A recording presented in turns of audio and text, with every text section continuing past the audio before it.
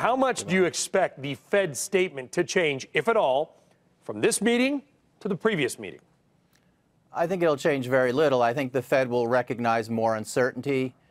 It will perhaps mention the particular uncertainties around the shutdown and how it affects the economy, but it'll continue to emphasize a positive outlook, and it will continue to emphasize flexibility, perhaps most importantly, in the sense that they're patient now, waiting through the uncertainties, and they will respond to it as they see the incoming news and what happens in financial markets. Yeah, and then the press conference. I mean, really, it's not going to be the statement. It's going to be the 2:30. I'm not taking anything away from the statement, but the 2:30 press conference is where going to be the news is made. Also, the follow-up questions. If you could get one direct question in to Jay Powell, what would you ask him?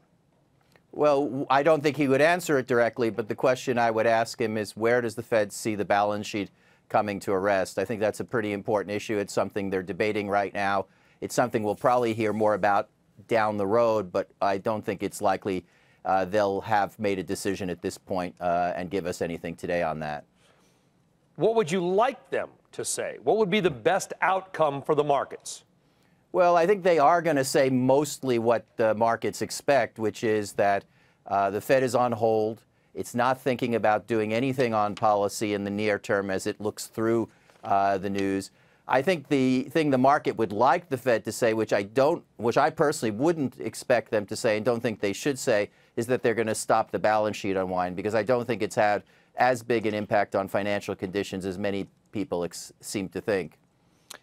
Yeah, and then we go forward, obviously, on Friday. We've got the payroll numbers. We've got a bunch of inflation data. We normally, some of these numbers, ISM manufacturing here on CNBC, we kind of breezed over usually because they didn't matter. It feels like everything kind of matters right now. What are you most closely watching?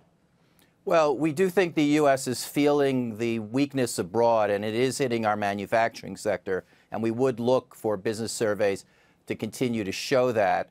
What we're expecting, though, is for still pretty solid broad-based performance, and in the lack of some of the data we should be getting but can't because of the shutdown, the payroll report is, of course, the most important in that regard, and we're looking for 170,000 gain in jobs in the month of January, which I think will be a positive reinforcing message about the breadth of still decent economic growth in the United States.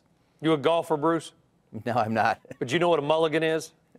Broadly, yeah. Yeah, you take a bad swing, you know, the ball goes off of the tree. Oh, it's a mulligan. You get like one around, you know what I mean? When you're a duffer like I am, you try to give yourself a break. I do wonder if the market is going to give itself a break, given the shutdown, given some of the other stuff that has gone on.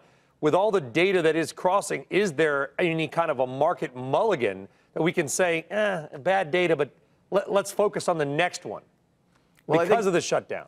I think this is true in some areas, but in the all-critical employment report, which really tells you about the breadth of the economy, I don't think the market is going to be insensitive to big surprises there.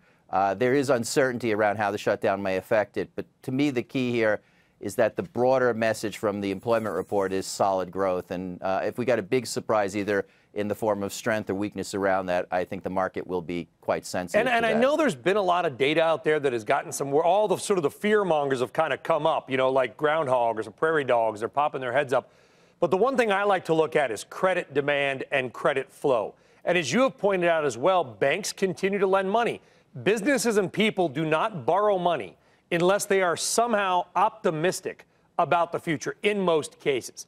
Does bank credit flow give you a little bit of optimism about the near-term trajectory of this market and the economy?